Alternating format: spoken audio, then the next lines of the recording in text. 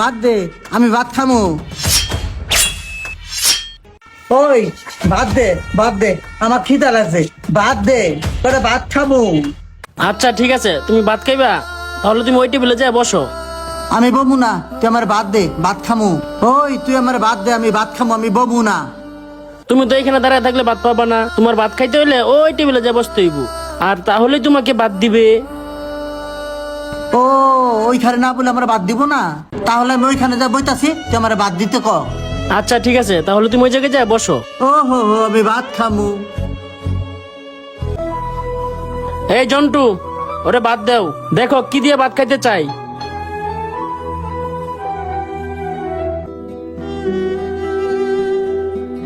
ভাত দে, ভাত দে, ভাত দে, ভাত দে, ভাত দে, ওই ওই ভাত দে, ওই তাড়াতাড়ি ভাত নিয়ে আয়।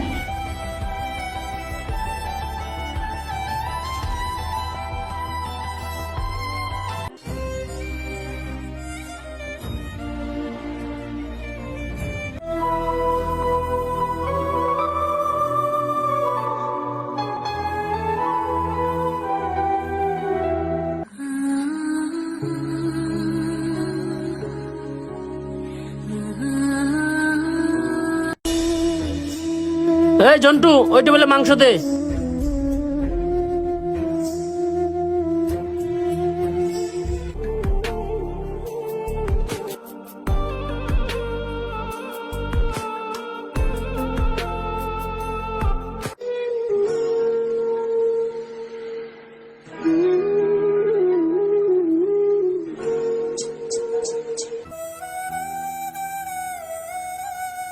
ভাই, আমারে কটা ভাত খাইতে দিবেন?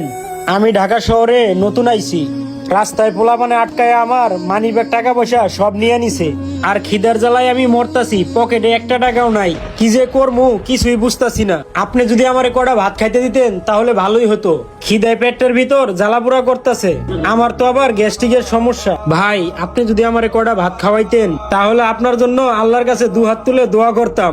যেই তো ছিনতাইকারী আপনার টাকা পয়সা মানি ব্যাগ সব নিয়ে গেছে, আপনার খিদা লাগছে, খাইবেন, কি আর করার আছে, কোনো সমস্যা নাই, ঠিক আছে, কোনো টাকা পয়সা দেওয়া লাগবে না, আপনি যা বসেন, আপনার খাবার দিচ্ছি।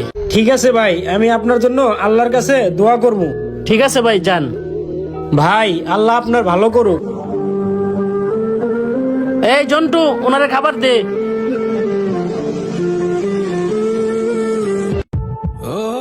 কি ব্যাপার ভাইয়া, আপনি একটা কথা বলেন তো, এই পাগলটার এতগুলা খাবার ফ্রিতে খাওয়াইলেন, এটা কি ঠিক করলেন? ও তো একটা পাগল, ওর এতগুলা খাবার ফ্রিতে খাওয়াইলেন, আপনি কি ওরে চিনেন? জি, ওরে তো আমি চিনি।